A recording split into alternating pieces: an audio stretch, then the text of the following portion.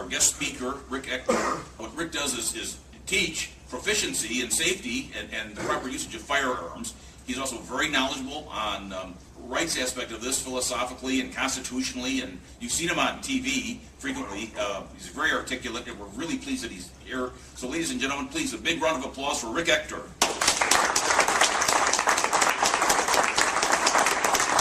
As I look at that situation and the arguments that people use to justify taking away my gun, I started delving into the actual history of gun control. Like, where did these people come from? Were they always here? Where did they come up with these ridiculous arguments?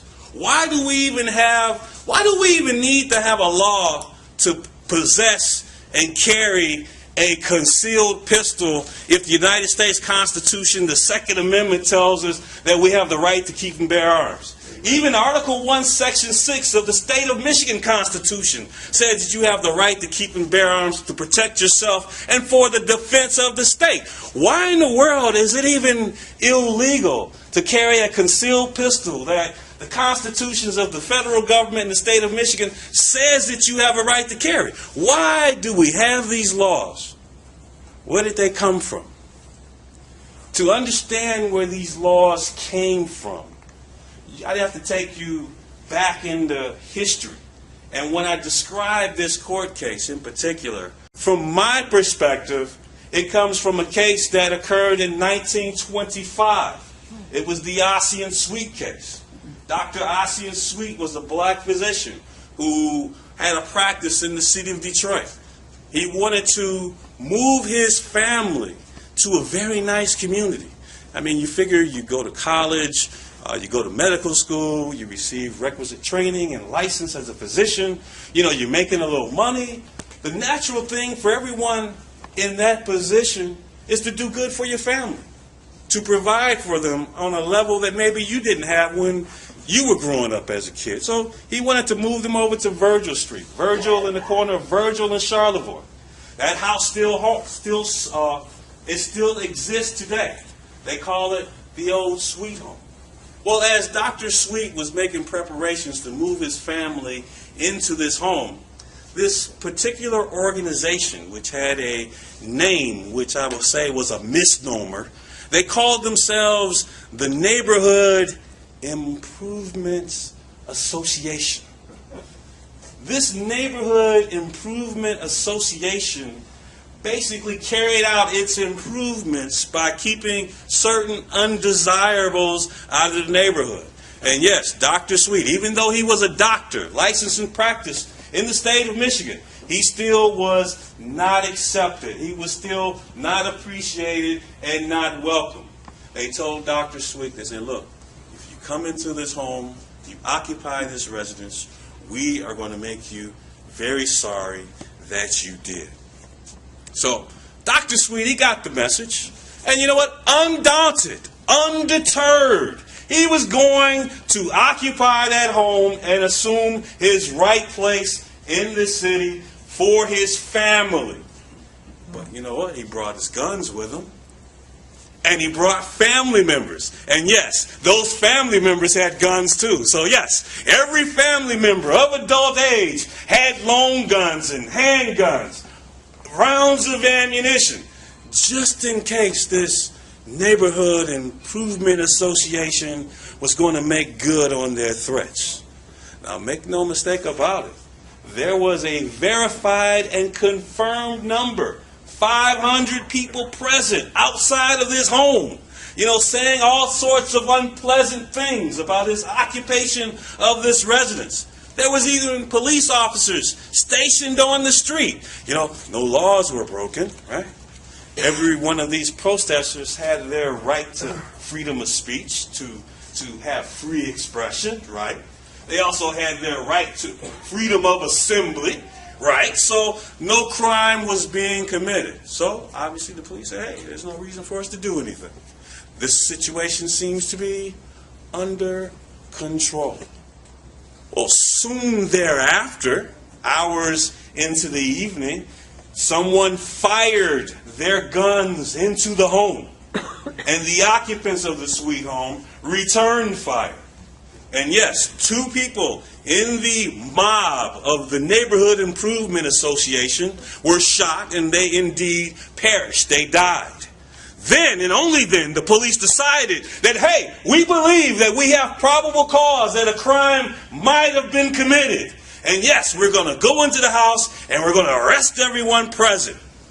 And so as they arrested everyone who was present, Dr. Sweet and his brother were put on trial in 1925 for the murder of 2 individuals who were in that mob, who were upset that Dr. Sweet had moved into the neighborhood. And you got to remember, this is 1925 Detroit. Now, you know what? Even though I'm getting up there in age, I wasn't around in 1925. And if there's somebody that tells you that I was around in 1925, make sure you let me know who it was that said that I was that old. Okay? 1925 was a different place with respect to the actual diversity or lack of in the city of Detroit. It was a place that had a very heavy Klan influence. They infiltrated basically every level of government, whether it's the judiciary, local leadership, and local law enforcement. But an astonishing thing happened in this trial. Some names that became well known as a result of this case. We had the defense attorney was none other than the renowned attorney, Clarence Darrow, who went on to do a number of other legally important court cases, such as the Scopes trial, for example. The presiding judge of this case was none other than Frank Murphy. And a lot of us, when we hear that name, Frank Murphy, we associate it with that building that's downtown, you know, the courthouse where the major and serious crimes occur. And yes, Frank Murphy, Judge Frank Murphy, went on to become a mayor of the city of Detroit. And yes, he even went on to become a justice on the United States Supreme Court. So we can see some of the ramifications that came out of this astonishing trial. As a result of this trial, an all-white jury had the audacity to acquit Dr. Sweet and his brother of all charges for defending their home against this mob. And in 1925, that was pure heresy. Nothing like that should ever be allowed to happen, not only in the city of Detroit, but the entire state.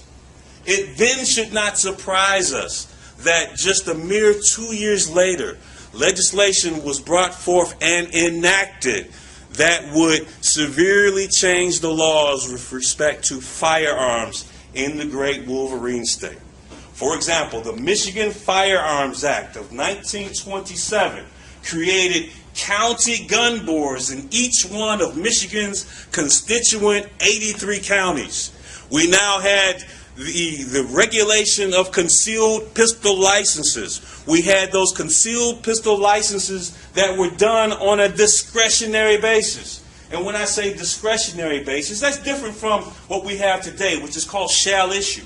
Under shall issue, a person, once they've met all of the requirements, and I'll tell you, there's at least 4 pages of requirements that exist there, right?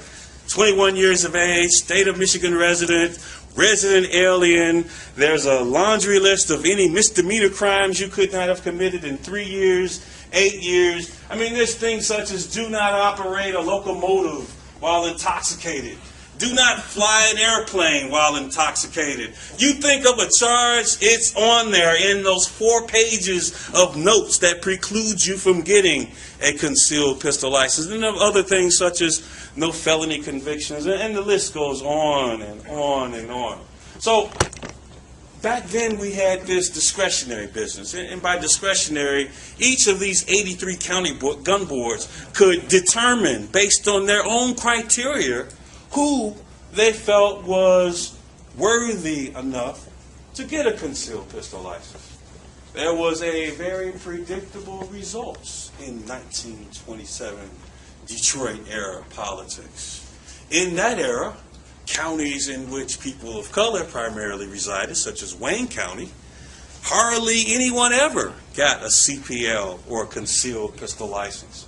If you were well connected, if you had some business that generated tens of thousands of dollars, if you had the blessings of local politicians and the political elite, then yes. Otherwise, you couldn't. And then when you compare that with the surrounding counties, it was not a big deal. You wanted one, local government didn't care. They say, okay, you want one? Here, take it, great. Now you're licensed. So this case, the Ossia Sweet case, and the resulting legislation in 1927, it really drove home the fact that gun control, particularly here in the state of Michigan, is designed to disarm certain classes of people from owning firearms.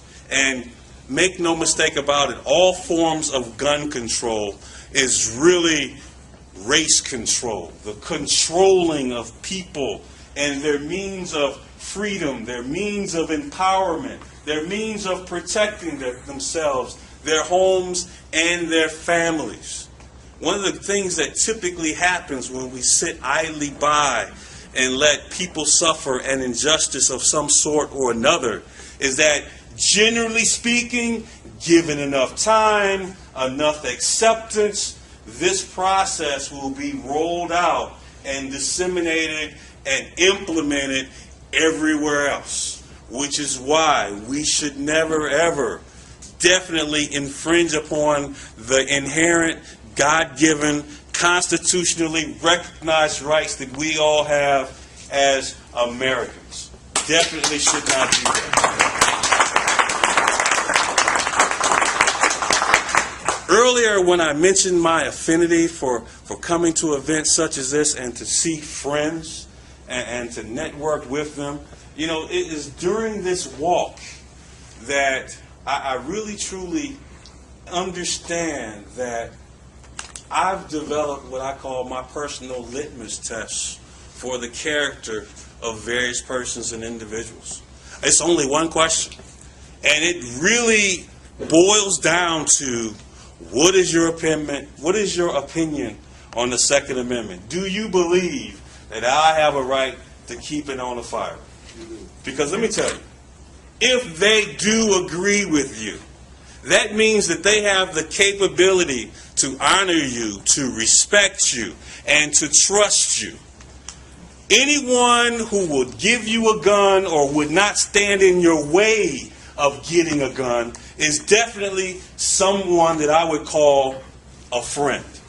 And I will tell you today that of the people that I call friends, definitely would not advocate for gun control and definitely would not advocate to have my guns taken away. Those people are truly my friend, and our relationship is reciprocal. I would never do that.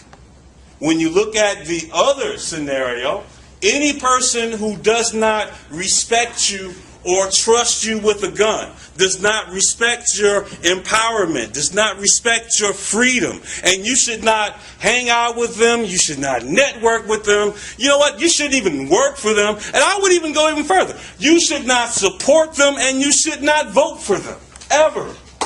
Anyone who does not respect your right to keep and bear. Remember, if you get nothing else out of what I said today, remember this. In every relationship that you contemplate joining, use my litmus test. Find out if that person respects your right to own a gun. If they do that, you know by default a lot of other things about this person. That will tell you ultimately, do they respect you and do they trust you? And someone who respects you and trusts you is deserving of your friendship. And I want to say this. I want to be your friend. Thank you.